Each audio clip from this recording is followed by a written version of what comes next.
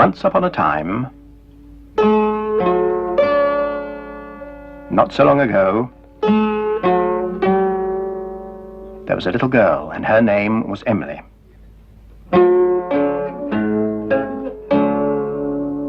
And she had a shop. There it is. It was rather an unusual shop because it didn't sell anything. You see, everything in that shop window was a thing that somebody had once lost, and Emily had found, and brought home to Bagpuss. Emily's cat, Bagpuss. The most important, the most beautiful, the most magical, saggy old cloth cat in the whole wide world.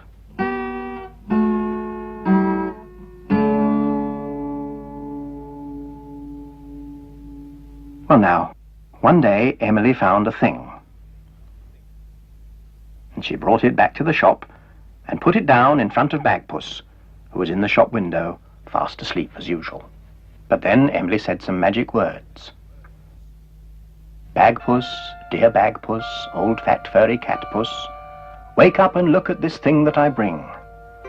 Wake up, be bright, be golden and light. Bagpuss, oh hear what I sing.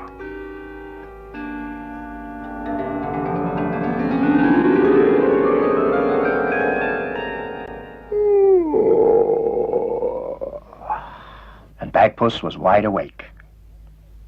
And when Bagpuss wakes up, all his friends wake up too. The mice on the mouse organ woke up and stretched.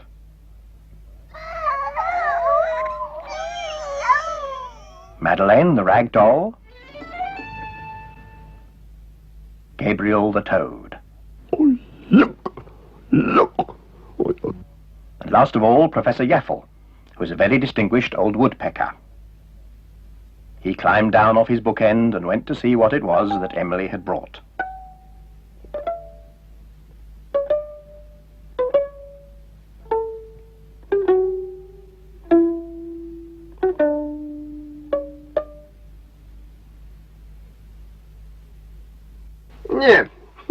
Yeah. Well, it's quite obvious what that is. That is one dirty old shoe without any laces. Whatever is the use of one shoe? You couldn't wear it. You'd have to hop everywhere. You can't do anything with it. Oh, yes, you can. Yes, you can. You can do something with it. Old shoes are good shoes. Oh, yes. Well, what can you do with an old shoe? You can live in it. Live in it? Yes, of course. There was an old woman who lived in a shoe. Come on, mice. Have you got a roll of music for your mouse organ? The marvelous mechanical mouse organ.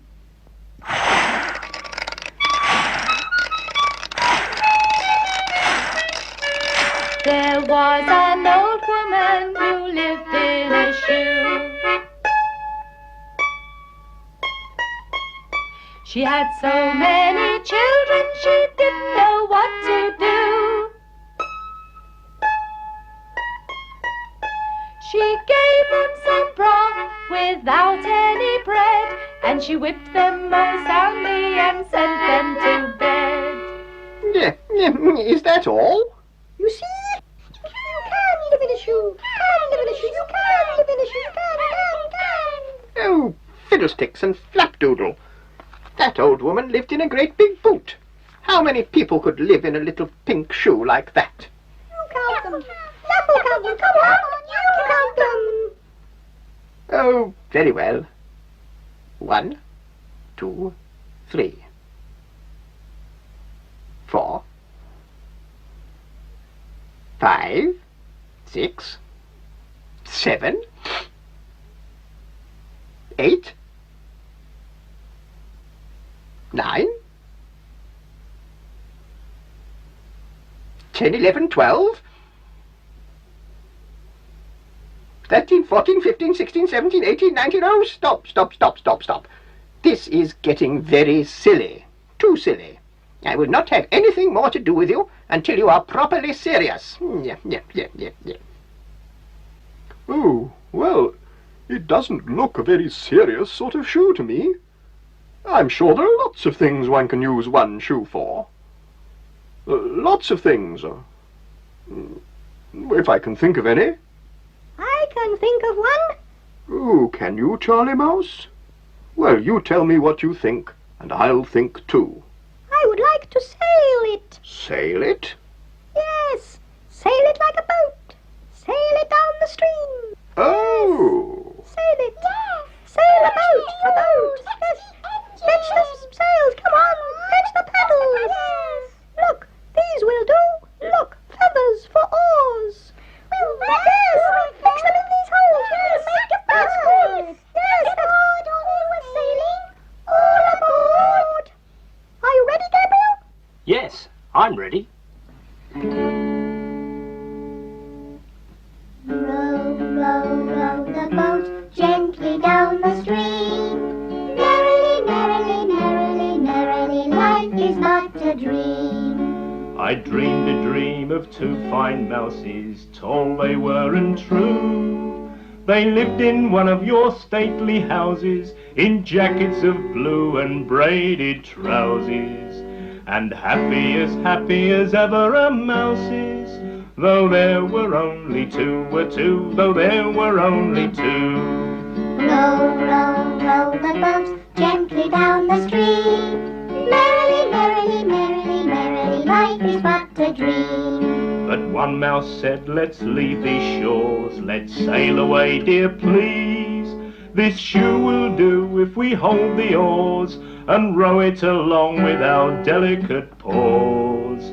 We'll row it across the mahogany floors till we find the Stilton cheese, till we find the Stilton cheese. Row, row, row the boat softly on the floor. Flippily, floppily, slippily, sloppily, who could ask for more? They rowed and they rowed without a care, but didn't look where they went. Well, you may ask how you would fare, travelling backwards without a care, when you suddenly came to the top of the stair. Well, over the stairs they went, over the stairs they went. Bing, bang, bongo, bump, heavily down the stairs.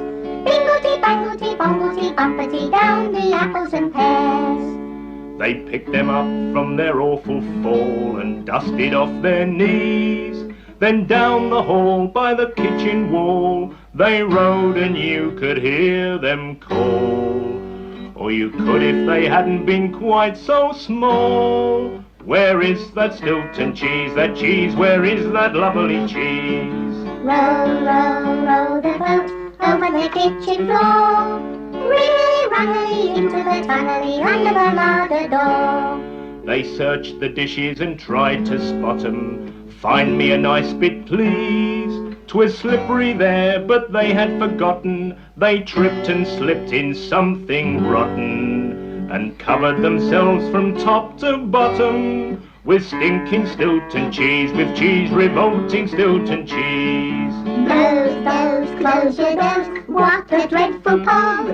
Stickily, smockily, blinkily, pockily, what a smelly sog! The mice decided they needed a wash. They smelt a bit, it's true. They filled the basin with orange squash and jumped right in with a splish and a splosh, to wash and polish until they were posh and sticky and pretty as new, stickily pretty as new. Row, row, home the boat, sticky with orange squash. Lickily, stickily, gluily, gummily, what a lot of bosh! You're quite right there. What a lot of bosh indeed. I've never heard such rubbish. I've never heard such a smelly, sticky song. That song can't possibly have done any good at all to that poor shoe. That's a good song, yes, mice like that song. That's orange song, mice like that. It's ridiculous. Go away. Oh, fiddlesticks and flapdoodle. Stop quarrelling at once. I'm sure it's a lovely song if you happen to like that sort of thing. But Yaffle is quite right. We should be looking after the shoe, not singing songs and playing about. It's time for working now, not for singing. Now, mice, if you look in my workbox, you will find some fine satin ribbon for laces and some glittery sequins to stick on the shoe to make it look pretty. Oh, yes, and some of you must brush it and clean it carefully. All right. Well, what are you all standing there for? Mice like to sing. Mice not sing. Mice not work. Mice strike. Oh, indeed. Oh, all right, mice. You can sing as long as you work as well. We will glitter it prettily pink. We will gunge it, then we'll sponge it. We will bring it up soft as mink. We will smooth it, we'll improve it. We will polish it, pink, pink, pink. We will hush it, velvet plush it. That is better now, don't you think? That is better now, don't you think? Oh, yes, that is much better. Much, much better. Look, everybody. A beautiful ballet shoe, fit for a prima ballerina. What? What is a prima ballerina? Don't you know that? Don't you know that? Fancy Yaffle. Why, Yaffle, I thought you knew everything. Well, not everything. Not quite everything. A prima ballerina is a ballet dancer, the chief ballet dancer, the most important dancer of all, who dances all by herself. There's one of them. Yes, heave, heave, heave. The marvelous mechanical prima ballerina.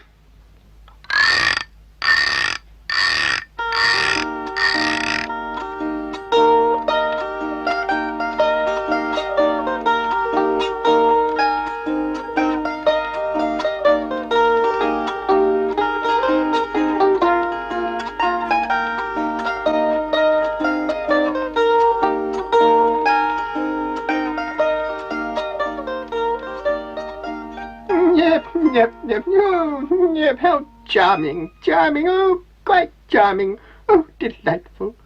Oh, I am moved, what a delightful young lady. Oh, mice, dear mice, do please wind her up and play her again.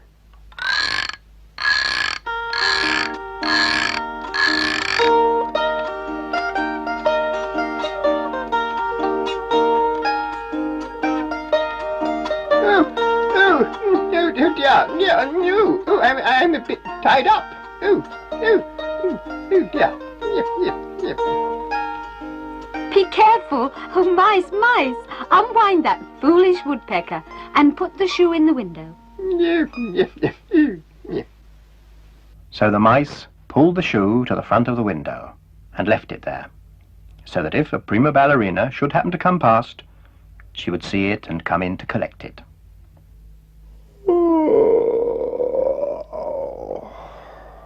Bagpuss gave a big yawn and settled down to sleep. And of course, when Bagpuss goes to sleep, all his friends go to sleep too. The mice were ornaments on the mouse organ. Gabriel and Madeleine were just dolls. And Professor Yaffle was a carved wooden bookend in the shape of a woodpecker. Even Bagpuss himself, once he was asleep, was just an old, saggy cloth cat. Baggy and a bit loose at the seams. But Emily loved him.